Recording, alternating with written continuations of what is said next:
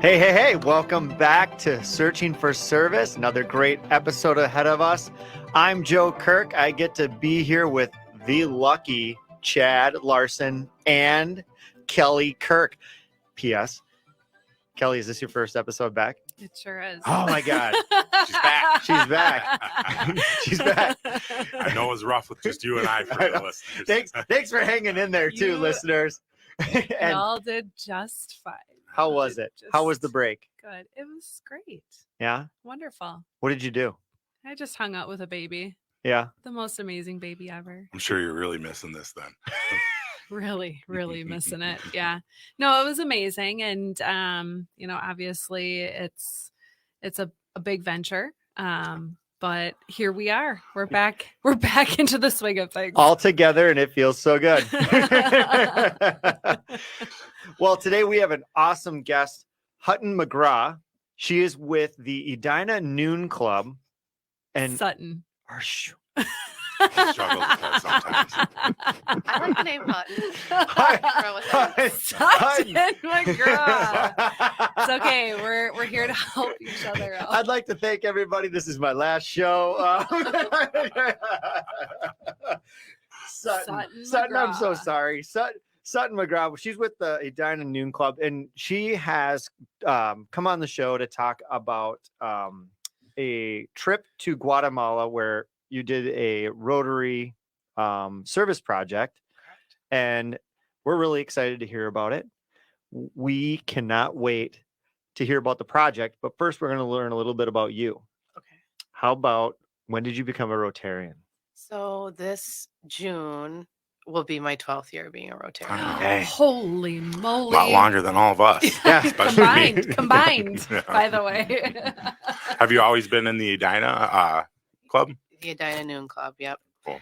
I was recruited by a past president named Woosh Bryn, and he knew my sister-in-law and said, hey, come on by.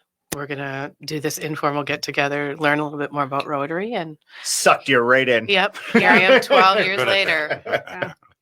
Yeah, that's kind of how I felt when I went and visited and was like, all right, well, this kind of makes sense. You were a legacy. Yeah. So Well, when you're not, participating in a mission trip or at a Rotary meeting, what do you do for work? And I own a commercial cleaning company.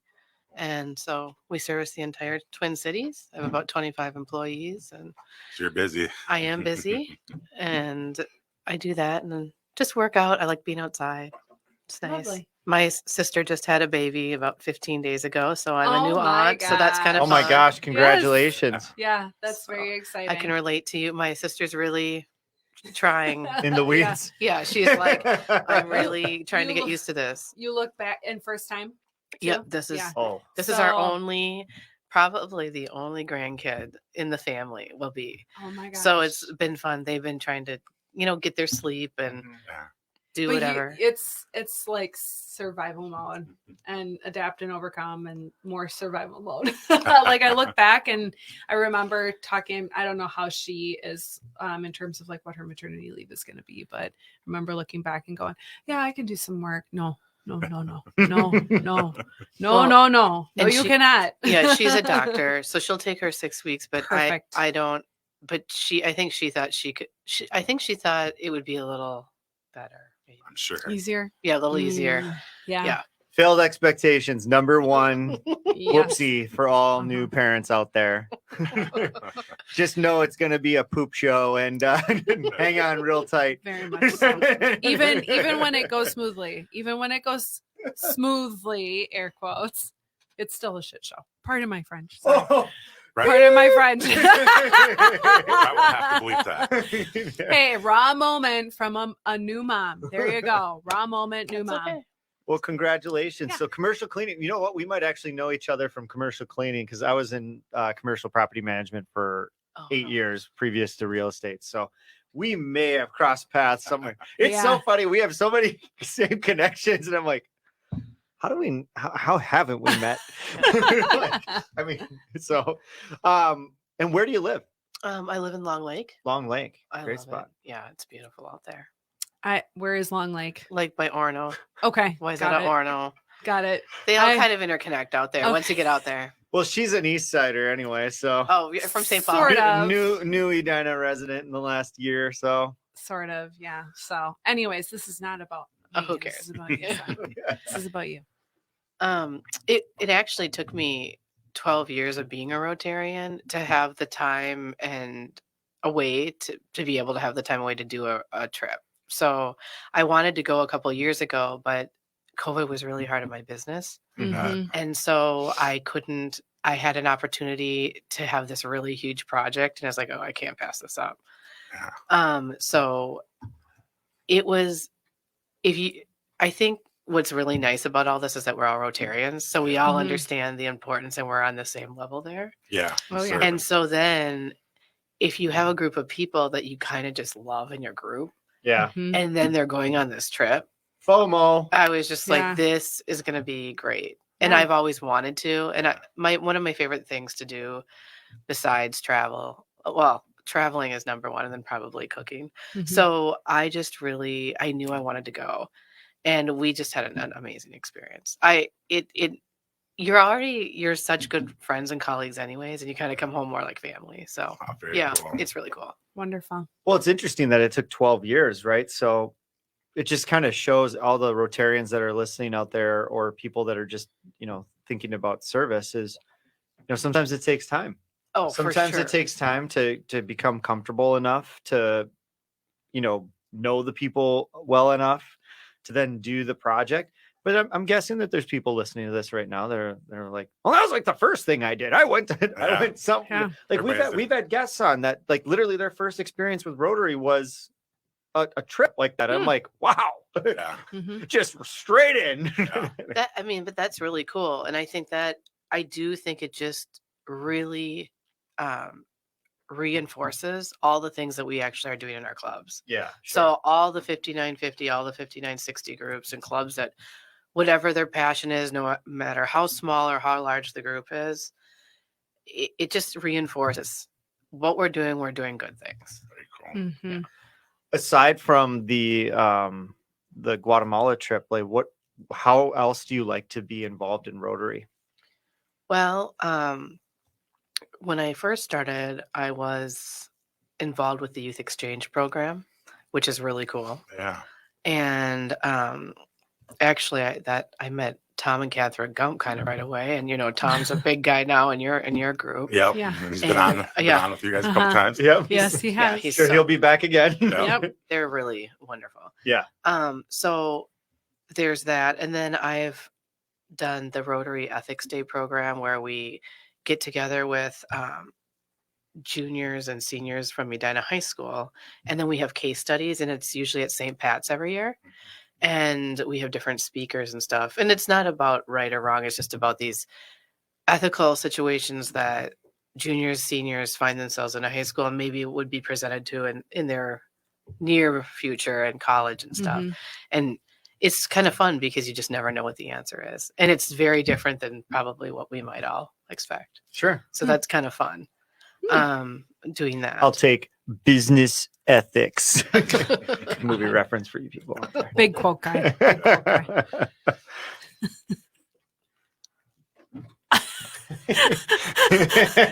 Brett, we'll cut this out. As you got involved with this trip, what are the first steps do you identify that you want to go? Is it the trip that brings you in? Or I don't, as a new person, I have no idea even how you get to the point of finding the opportunity. So our group, Edina Noon, is a pretty large Rotary group. Right. Mhm. We're close. I think we're 160 members. Pre-COVID, I think it was 172. So our former president, Josh Sprague, got involved with this Guatemala trip because actually we helped take it over from St. Pat's Church. Okay. So they started it. Okay. Josh was one of the only Rotarians who went one year and then got really into it and was like, hey, we can help fundraise and actually get some of this stuff done. So this was our 5th year of our club going. but it was only my first year. Yeah. I think I think we had 11 people go this year, and I think of those 11, maybe 3 or 4 had been there previously once before. So it might have been their second time. Sure. So Josh put out an announcement and said, "Hey, these are the dates that we're looking at going." It was late. It was like October of last year. Yeah. Okay. Well, then people get busy with the holidays. So no Yeah. one signed. I was like the only person signed up, but I knew that it'd get Yeah. there. Yeah. And I think ideally, 11 is a great 11 to 15. I think 15 would probably be ideal. Yeah. I love the cliffhanger because we I get to know. go right into the I next know. segment. Kelly's hanky. Kirk. Go ahead. Take You it. do it. Oh, Real okay. quick. Yep. All right. You're listening to Searching for Service. I'm Joe Kirk. I'm Kelly Kirk. I'm Chad Larson. We'll see you on the next segment.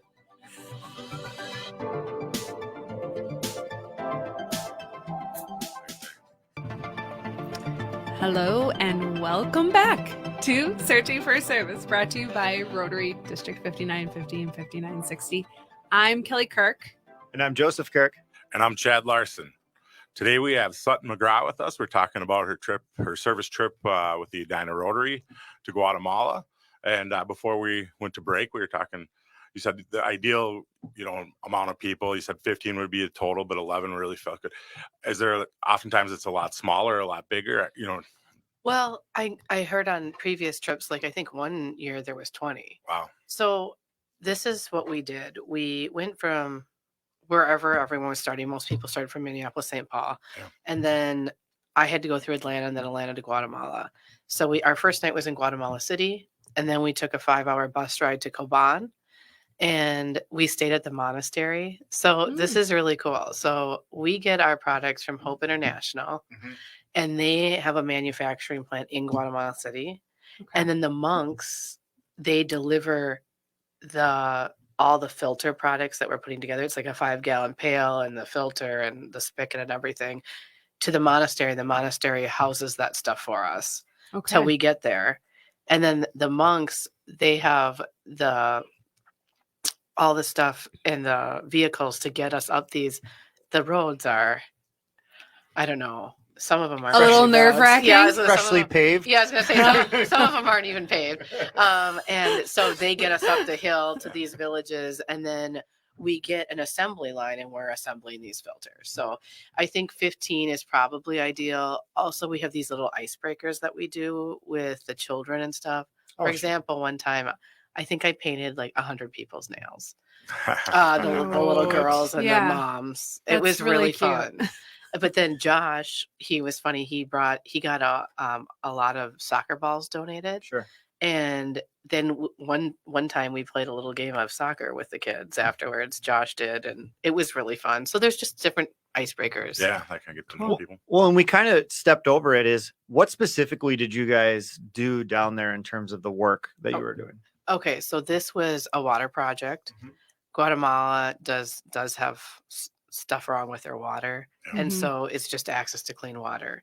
So we assembled 650 water units to filtrate water, and we guesstimate, but I think it's pretty accurate, about 10 people use that 5-gallon water filter per 5-gallon Per filter. per filter. Yeah. And the filters last about 5 to 7 years.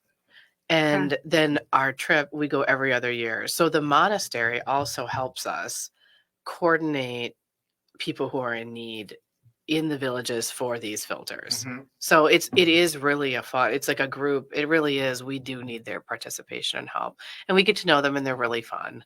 Yeah. They're really fun people, which is kind of surprising. Just because I don't know, I don't know why. Okay, my only reference point of monks really is my sister-in-law's from Thailand, so they have a lot of monks there, and I met a lot there.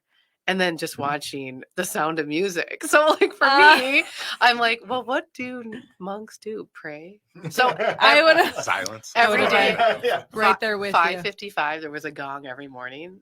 And then there was a prayer time at 6. No, we didn't have to join that. Yeah. But they did. It was for them. So it's really It- interesting. See, It so is. it's not just Rotary that has an image problem sometimes. It's those poor It's- monks. yeah, yeah. We're fun people. There's a Yeah. disco in there. Like, Yeah, they're like, little do you know, and they're like sharing their little secrets. This is what we actually do.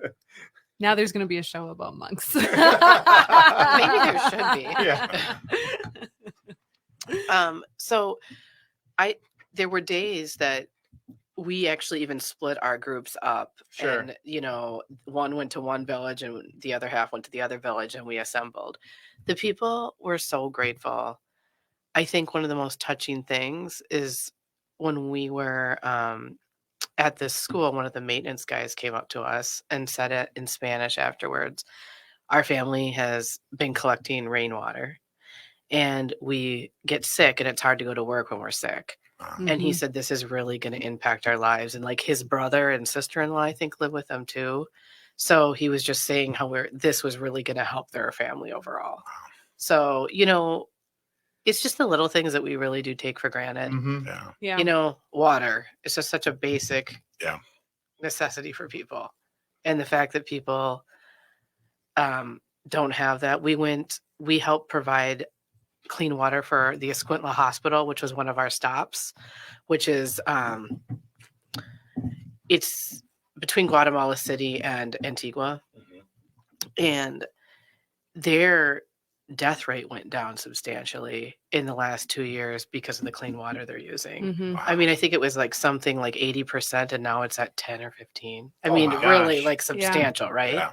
So it just shows us, we're not dealing with that problem. No, it shows you actually how much we take like the situation that we're in right now Yeah. for granted, right? Yeah. Like you were offered water Yeah. beforehand, and it was just like we can have water whenever we want. Yeah. Now we had Kyle was at Haugen. I'm just looking back in my notes. Kyle Haugen, That who sounds familiar. he headed the water project in Uganda. And you think like he was talking about how that impacts even like having that clean water system for women and their needs Yes. too. And how that helped shift their community. So What always shocks me is how little of a change that drastically changes the measures of livability for people. mhm, Whether that's access to sanitation, mhm. access to water, access to food, access to shelter, those really simple core items, and how much of an impact that allows. Access to electricity, all of a sudden education goes up, Mhm. because you can do stuff at night when you're not working. And Yep. so it's just really fascinating to hear, and it's really inspiring to hear these. And correct me if I'm wrong, part of it is they're like a 5-gallon bucket, right? So they're mobile. Oh yeah, it's So like a pail. It's super Oh. mobile. It's not something that's fixed to the ground No. or anything. So you can take it with you. Fascinating. And that's the cool thing about these filters, is that they're mobile. They can go anywhere, and that you can bring them into somebody else's home versus just keeping it yours. So Interesting. that is one of the things, because I felt like, well, what about some of the other people who didn't get it? Mm-hmm. But Mhm. unlike, I think, our society, a lot of different cultures are a little bit more inclusive. Yeah. Mhm. And so they're going to have their neighbor, if they didn't get one, they're going to be able to, they'd share Yeah, the water. they'll have accessibility They'll have to it. accessibility. And they'll allow that accessibility. Yes, exactly. They're not going to just keep it for Which themselves. obviously again speaks to the community. Yeah. So. It is a beautiful country. I think that kind of leads to what was the number one takeaway for you in terms of what you learned about their community and their culture? Yeah. Well, it's very communal. I mean, most other cultures besides the United States is not so individualistic. It is more communal. But they were I'm so grateful. And I think that's even when you see people not have a lot, but they're actually relatively happy Yeah. and grateful for what you're bringing. And then you just are like, well, how is this a problem still? Yeah. I think that's a real wake up call. And then also, I mean, I live in a townhome, and I love my townhome, and I live in a great area, and I'm biased. I love living out west, but I've hit the jackpot, Mm. and actually it even brings more home. I'm adopted from India, and so are my other two siblings. And we were just lucky enough that we were adopted into the United States, but people Yeah. can't help where they're born. They No. can't help they're Right. born in Guatemala or Syria or wherever, right? Where these things are happening. Yeah. Or like you said, Uganda. Mhm. And they just the basic needs for people to survive is just it's just a wake-up call. I really wish people, not only more Rotarians could participate in stuff like this, but even like high school students, right? To gain a little perspective about what's going on Yep. in the world versus what's going on in the United States. It's a really wonderful thing. Well, and the fun thing about something like youth exchange, right? That provides the opportunity to gain perspective in going into a different country, for instance, and staying with a different family and understanding what the values and stuff look like. But nothing speaks to actually going to like a third world country. Yeah. Do you know if Rotary does anything with the Interact clubs to try to engage the So younger? Is there Yeah. an age requirement? well, no, so that's funny that you said that because Interact in other countries is just much more prevalent. Like they really know a lot about it. So yeah, I don't know if we're going to do a presentation to the Interact group. I think we probably should. Mhm. Lindsay Smaka, who is really a big participator in our group, she is actually a Dinah High School teacher, and she oversees She's global amazing. studies. She is awesome. Mhm. So maybe we'll probably do something with her. Yeah. on Maybe we that. could facilitate something like that, Yeah, right? Yeah, exactly. Yep. Well, what a great way to end this segment, and we'll continue this conversation on about the trip and what you've learned and how people can get involved. So until the next segment, I'm Joe Kirk, I'm Kelly Kirk. And I'm Chad Larson. and you're listening to Searching for Service.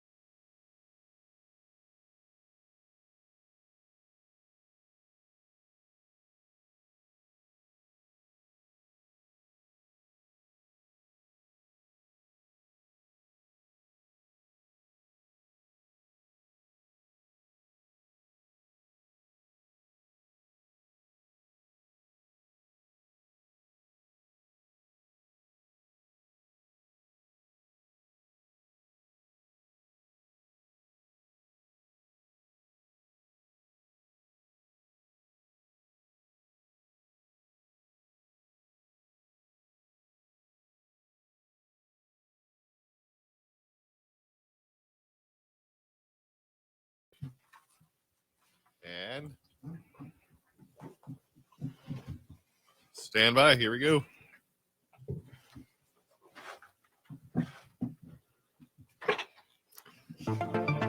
Hello, and welcome back to Searching for Service, brought to you by District 5950 and 5960. I'm Kelly Kirk. And I'm Joe Kirk. And I'm Chad Larson. And as a reminder, you can find us on your favorite podcast platforms. And we love Likes, comments, And follows. and follows. and 5 stars. And 5 gold stars. Yeah. Really quick before we dive back in, we were just talking a little bit off air here, and this show is incredible because we just connect stuff together. Like we were just talking about 3 or 4 different things, and we're like, did. wow, we just solved world hunger and told nobody. I mean, truly, like we're just like, wow, we really have some nice connections. So Mhm. what a great byproduct of this show. And I mean, it makes me really And grateful. Rotary. Yeah, and Yes. Rotary, and makes me grateful for the show. So And the individual that we were speaking to about this was Sutton McGraw. So if not you're Hutton. not Hutton, if you are tuning in for the first time, we have Sutton McGraw, who is a commercial cleaner. She has her own commercial cleaning business, but she's also a Rotarian. And she just had an amazing trip to Guatemala. And so we're going to dive back into that. Yeah, I mean, talk to us a little bit. Was there anything that happened that really struck you? Like that, you know, I think that these trips can be really powerful. And was there a moment in time that you felt like it really was powerful for you? Yeah, so we there's been a lot of different phases of our trips because it's been 5 years that we've gone. And one of the things that we've previously done and worked with is the doctors at the Escuintla Hospital. To give the just our listeners an idea of what the hospital, I would equivalent that I think the hospital we visited is the equivalent of an HCMC. Okay. But kind of, it's in this place called Escuintla, which is between Guatemala City and Antigua. And they should have a budget of $220 million. They're running it on $20 million. Yeah. Wow. So you walk into this hospital and you're just seeing things. And we've helped them with some pediatric stuff in the past. We've also helped them have clean water for the entire hospital. And there was this one boy who is 4 years old, and he is very malnourished. He has been in the hospital for a month, and he had boiling water spill all over him, and now he has a skin infection.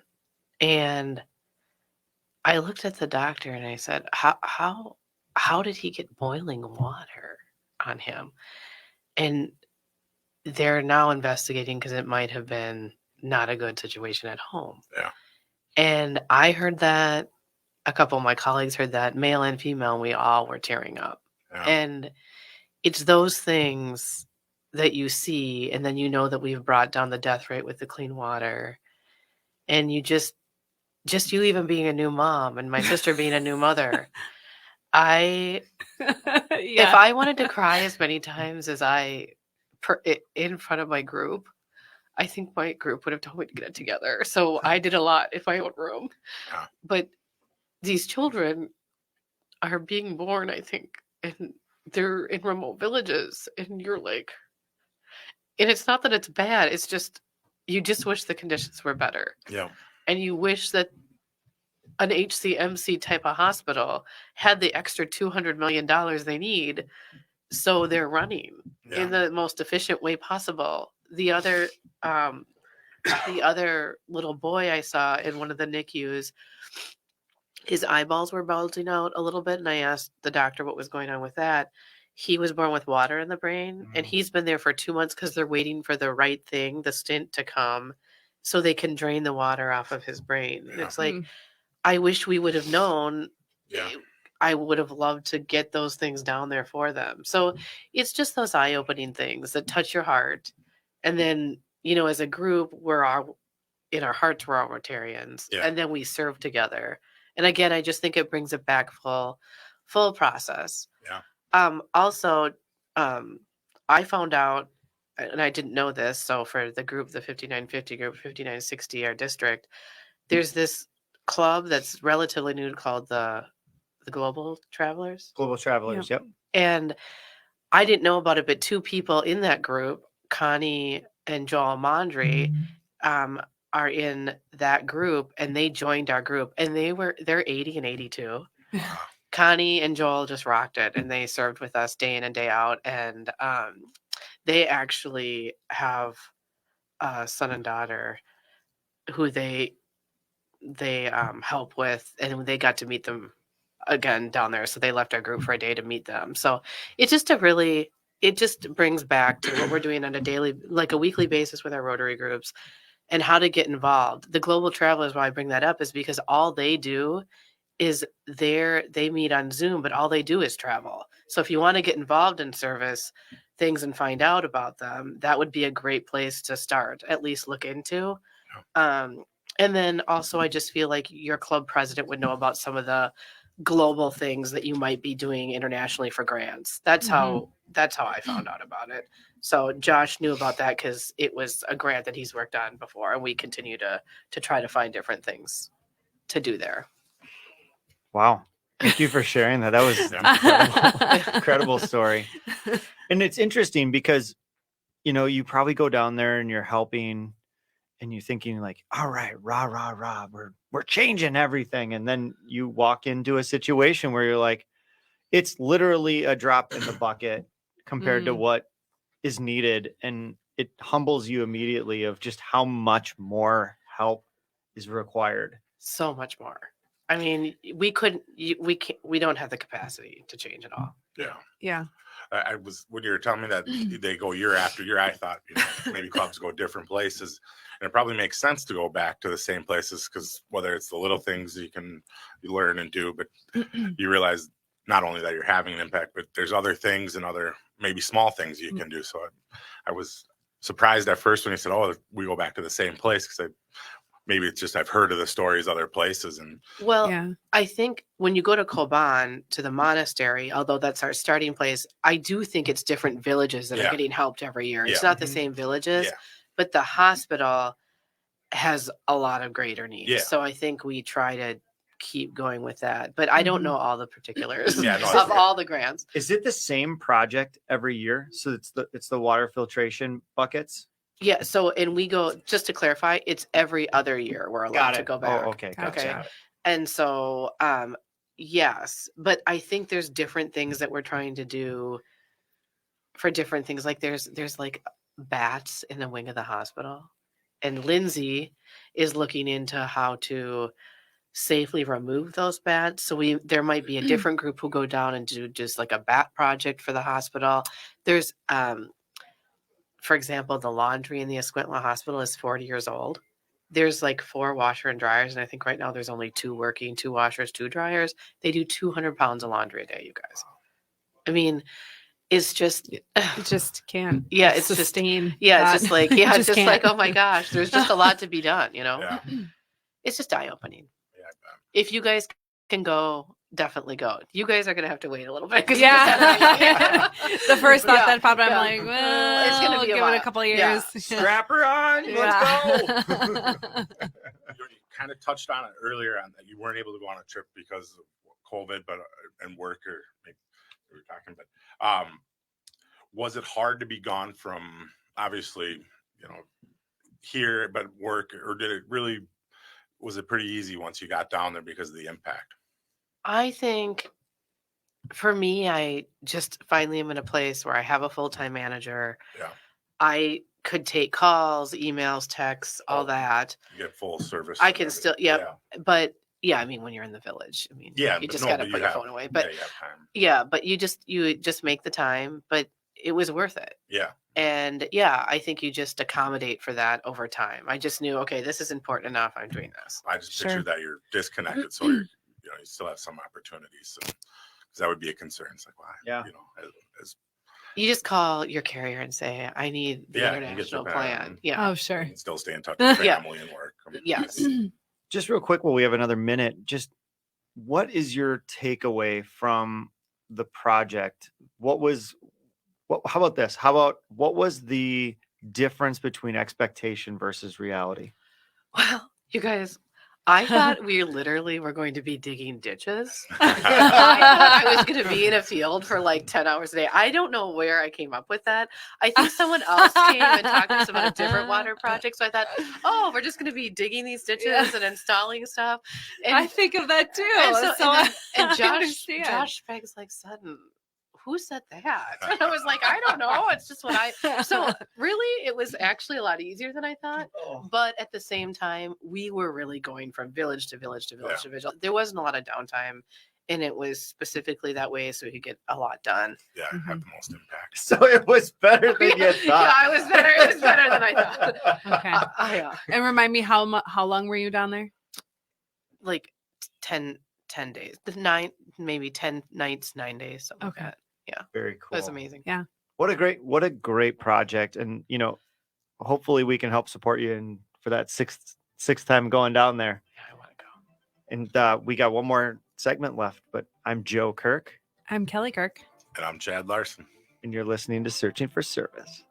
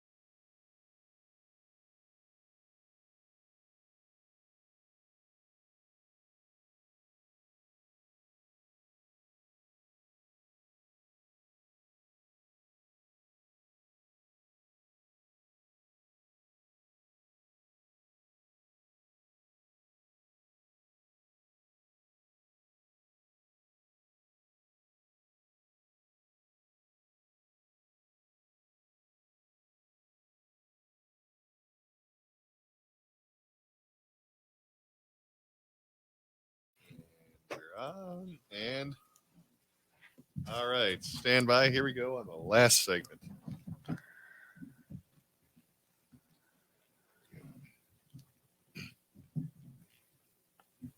Actually, you should leave it in. I'm terrible.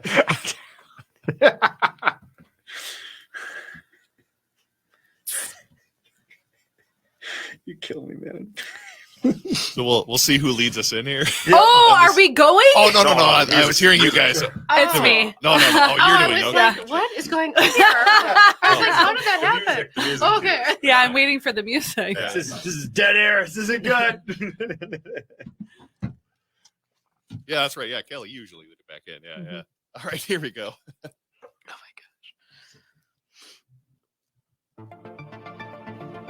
Hello, and welcome back to Searching for Service, brought to you by Rotary District 5950 and 5960. I'm Kelly Kirk. I'm Joe Kirk. And I'm Chad Larson. I almost said the dynamic duo, but I meant the Three Musketeers. That's what I meant. The three-legged stool. Oh my gosh. If you're tuning in for the first time, we have a wonderful guest by the name of Sutton McGraw. I think it sounds like a fancy actress name. Country singer. Oh. I've literally had people at Home Depot be like, are you related to Tim McGraw? Look at me. Yes, I do. No. I do show a resemblance to him, right? Yeah. So Sutton is chatting with us about her trip to Guatemala through Rotary. And for our last segment, we're going to kind of wrap things up talking about aspirations, where you vision a trip like that. And How do you imagine the future of the Guatemala trip? Well, I definitely want to go back. And I really do like the water filter part of it, and I think it's important to keep doing, but there are a lot of other needs. And we were gone for a long time, but I almost think it could be 14 days. Like, I would like to go visit. We partnered with a couple other, the Coban Rotary Group and the Antigua Rotary Group, I think also someone from Guatemala City. So we partnered with other groups there, and that's actually the other beauty of partnering with Rotary is you're actually connecting with the other Rotarians on the other side, Yeah. which is pretty cool. But we didn't have any time to go to their club, Yeah. or meet Yeah. the people there, and so I'd like to do that, and I also would like to do more. If there's something more we can continue to do with the hospital, do that. And maybe even educationally, even more, especially with women. So the women in the hospital who were giving birth, a lot of them are like 13 to 17, and you're kind of wondering what's going on there. Yeah. And so that's kind of alarming. Just that's really young. So, I'm 42 and I've made the decision I don't want children. So I can't even, at 17, I was like riding my bike with my friends. I don't know, working at like the grocery store in Glen Lake. So I wasn't ready then. And I don't know. I would like, it would be really nice to do something educationally too. And maybe even how you were talking about how the other gentleman with Rotary came and talked about the Uganda project and sanitation. I think that would be something good long term too. I love the idea of you doing more for that hospital. It sounds like that really touched you. So like I would maybe listen to that. Some maybe coming. It sounds like with the Batwing. Or the Yeah. Bats. The bat. That's right.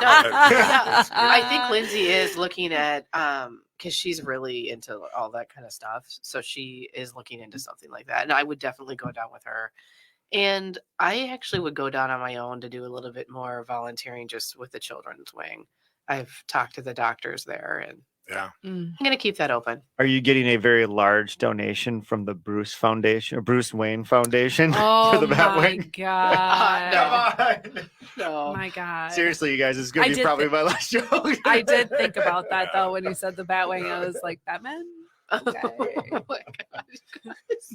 I'm like, who's Bruce Wayne? But no, I know. Now I remember. Okay, thank you for cleaning me up. No, I've seen Batman. I'm like, okay. Yeah.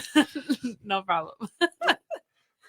Would there be, you talk about going back down base with the group and maybe on your, if you're going to go back down there, would you just reach out to the hospital, or how would you, or would you go through the Rotary down there, that people that you met, or how would you? Well, I definitely would go back with our Rotary group in 2025, I think. Yeah. So, but if I were going to go back myself, I would reach out to the doctors. Yeah. And then there was someone who has helped us the last 5 years with kind of arrangements. So and his name's Alfonso, and I would definitely contact him. But I also I don't want to just limit myself to Guatemala either. Yeah. There's other countries also in need doing projects. And I know like there's one in India that might be coming up. And so I just think that there's just different. I just think that any time any Rotarian could go on something that your club or your district's been a part of, I think it'll change your life. Well, you look at even locally here, the need is endless. And, as we've established on this show, is that we have it pretty darn good and the need is endless. So imagine in some of these other communities where the need is far greater. I don't think that you're ever going to have a lack of opportunities. But something I want to hit on really quick is you talked about the coordination with the other Rotary clubs within Guatemala. And that is a key characteristic of a lot of our projects, and the success of them is that there's buy-in locally. Oh, absolutely. I think today you can give to a lot of different charities and different organizations. And there's, as you just said, a lot of people need help right now. But it is really nice to know that you are connecting with the people on the other side. You're seeing that, and that makes you feel good that you're on the same page as the person on the other side. Because if I'm giving $100 to something or $12,000 to something, you just want to make sure it's going to the place you think it's going to. Sure. Right. Sure. So I also think that's unique to Rotary, and kind of it puts the whole circle together. That Rotary is all over the world. Well, and it's key too that it's sustainable. Right. I think that a lot of the things that we talk about is our goal is to make sure it's sustainable. It feels good to, drop drop some filters and stuff like that. But you guys should probably be back there in 5 to 7 years, replace those filters for them. Right. And that's sustainability component. Would you ever consider heading your own trip like that? Dropping the gauntlet. Yes. I Ooh, would. That's very cool. Yeah, I would. you've just uttered it into the universe. What would that look like for you? I don't know. I mean, that hospital, I think if I was going to go there, it'd probably be around the hospital and the doctors. They need some help. Yeah. I mean, Mhm. there's a $200 million gap there. That's crazy. I mean, I don't know. That's incomprehensible to me.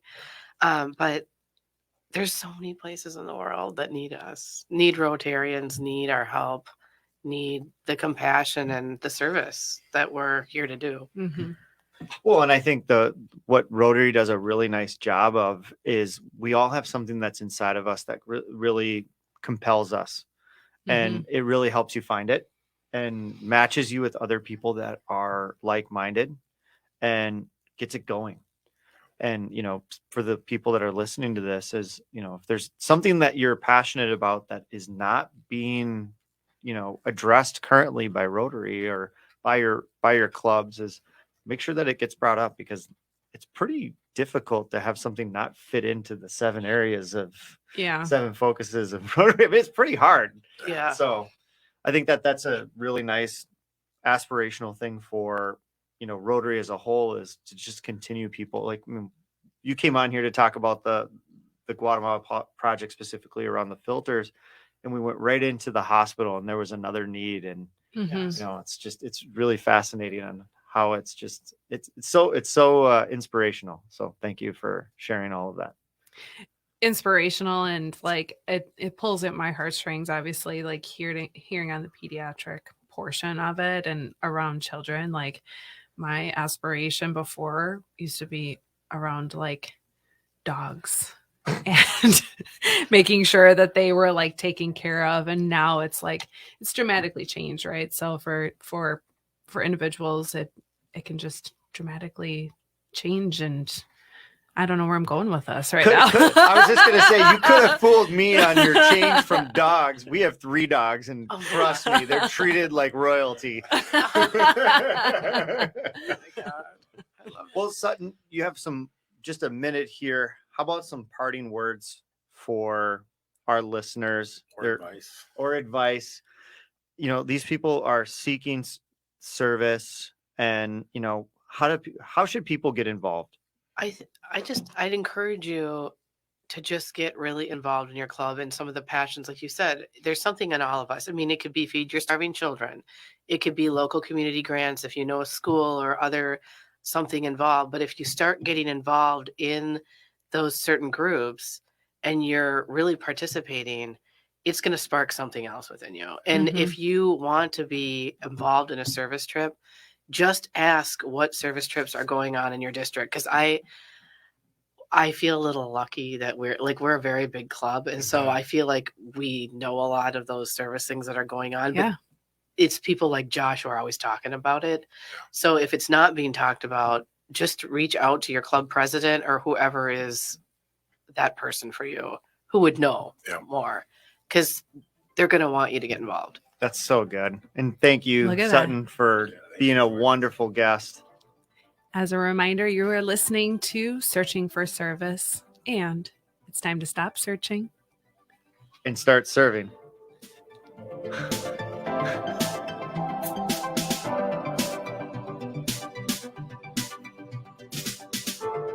Oh, no. There's a lot more to it. Yeah. Are you guys having other parts you're going to bring? No, just want to do the tag at the end. Oh, you want to redo it? Okay. Because of the tagline. Yeah, gotcha. Yeah. Gotcha. I mean, and we had 15 seconds left, so I mean, we might as well use it all up. All right, Go around the I table. I know. No, Sorry. I thought it was fine. No. It should be There's only 2 parts. Well, but just a reminder that we're listening to Searching for Service. Thank you, Joe, Chad, Kelly. Why don't we just whip around one more time and go? And now it's time to start. Hold on, wait. Hold on, wait. We can do this. Let's do 3 parts. Okay, so stop serving, or stop searching and start serving, And then we just want to say thanks for listening. Yeah, I can do the thanks for listening. Perfect. There it is. So we'll just add the trilogy. Okay. Come on, let's All get it right. All right. Cue the I music. think I have it set where it's going to be Kelly. You're going to come in and say it's. Well, actually, I'll play the part for you so you guys know. So it's going to be right here. Wait, if I actually have the audio up. There we go. As a reminder, you are listening to. So right there, as a reminder, Okay. you guys are good to start there. Yep. That's right after Sutton, so I think that works out. All right. So I am ready when you guys are, and I'll start ramping up the music. And go ahead. As a reminder, you are listening to Searching for Service. I'm Kelly Kirk. I'm Joe Kirk. And I'm Chad Larson. Thanks to our guest Sutton. It's time to stop searching. And start serving.